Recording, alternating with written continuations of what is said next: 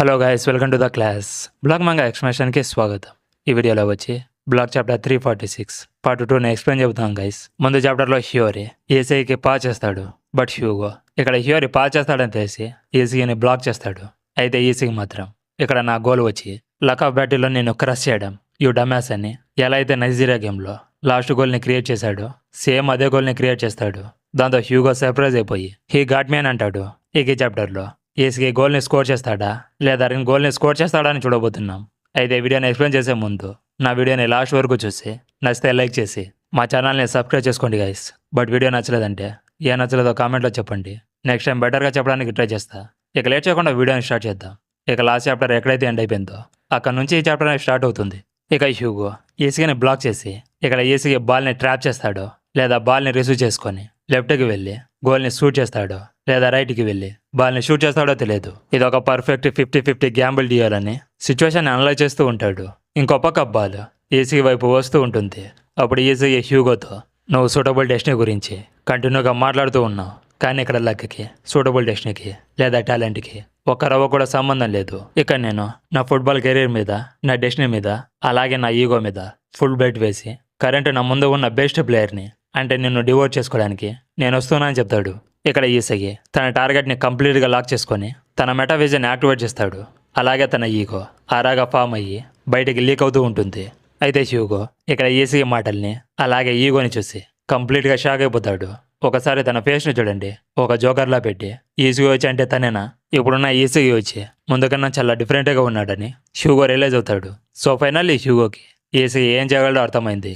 ఇక్కడ EC హ్యూగోతో 1-on-1 fight చేయడం చూసి షిడో బారో ఇద్దరు షాక్ అయిపోతారు. అలాగే కరాసు చూసి ఇక్కడ ఈసగి చాలా క్రేజీగా ఉన్నాడని ఫ్రస్ట్రేట్ అయిపోతాడు. ఇక హ్యూగో తన మెటావిజన్ యాక్టివేట్ చేసి సరే ఈసగి వచ్చానంటాడు.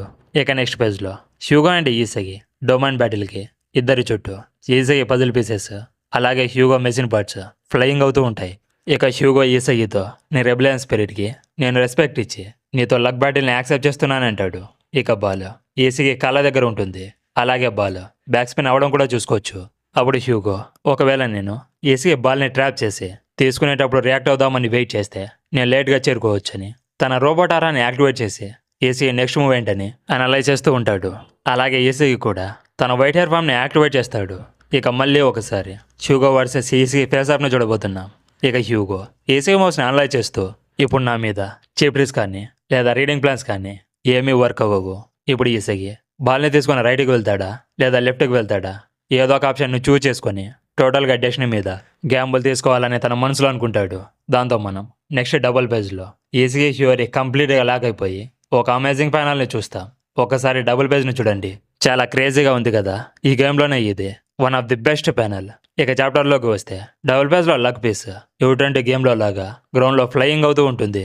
దాంతో ఇద్దరు కూడా ఫైనల్ ఫేస్ ఆఫ్కి రెడీ అవుతారు. ఇక బాల్ ఏమో ఈసీ లెగ్స్ డైరెక్షన్లో వస్తూ ఉంటుంది.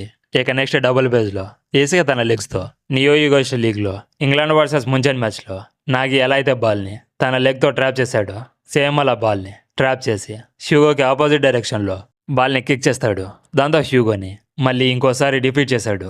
ముందు తన గేమ్ ప్లాన్తో మెంటల్గా డిఫీట్ చేస్తే ఇప్పుడు తన ఫిజికల్ అబిలిటీస్తో ఫిజికల్గా డిఫీట్ చేశాడు.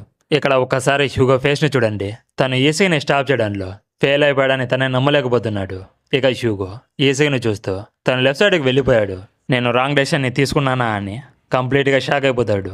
ఇక ఈసీకి బాల్ డైరెక్షన్లోకి టర్న్ అవుతాడు. ఇక ఈసీకి చుట్టూ పజిల్ పీసెస్ ఫ్లయింగ్ అవుతూ ఉంటాయి.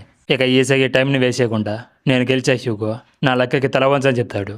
ఆ మాటతో హ్యూగో కంప్లీట్గా బ్లాక్అవుట్ అయిపోయి నిజంగానే ఇక్కడ నా డెస్టినీ ఈసీ లక్కకి లాస్ అయిపోయిందా అని క్వశ్చన్ చేసుకుంటాడు. ఇక బాల్ ఇప్పుడు ఈసీ ముందే ఉంది.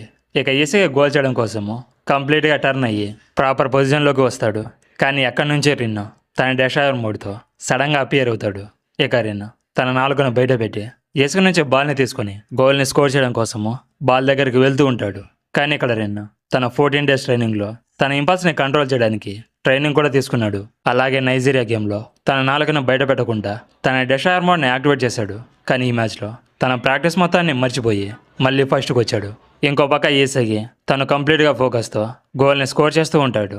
అప్పుడే రిన్ బాల్ దగ్గరికి వచ్చి నన్ను వదిలేసి కరాసుతో టీమప్ అయినందుకు ఈజీగా నిన్ను వదిలేస్తా అనుకుంటున్నావా, నన్ను అలా వెనకలో వదిలేసి వెళ్ళొద్దు ఈజీగా అంటాడు. అయితే రిన్నేని అక్కడ చూసి ఈసీకి షాక్ అయిపోతాడు.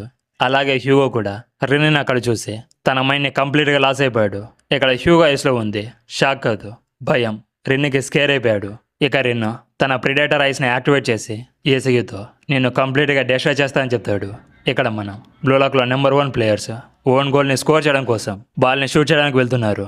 దాంతో ఈసగి అక్కడ రిన్నుని చూసి ఫైర్ అప్ అయిపోయి షటప్ యూ ఫ్రీకింగ్ మాస్టర్, ఈ గోల్ నాదని చెప్పి బాల్ని కిక్ చేస్తూ ఉంటాడు. అలాగే రెన్ను కూడా ఈ గోల్ నాదని చెప్పి ఇద్దరు ఒకేసారి బాల్ని కిక్ చేస్తారు. ఇక గోల్ని స్టాప్ చేయడానికి ఫ్రాన్స్ గోల్ కీపర్ రెడీగా ఉంటాడు. అలాగే షాట్కి గోల్కి డిస్టెన్స్ ఉండడం చూసుకోవచ్చు.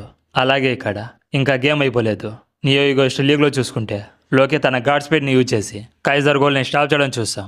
అలాగే ఈ గేమ్లో కూడా లాస్ట్లో స్టాప్ చేయడానికి ఛాన్స్ ఉందని అనిపిస్తుంది. జస్ట్ స్టాప్ చేయడం మాత్రమే కాదు, గోల్ చేయడానికి కూడా ఛాన్స్ ఉంది. బట్ ఇక్కడ ఈసగి తను షూట్ చేసిన గోల్ని లోకి స్టాప్ చేస్తాడా అనలైజ్ చేసి షూట్ చేస్తాడో లేదో తెలియదు.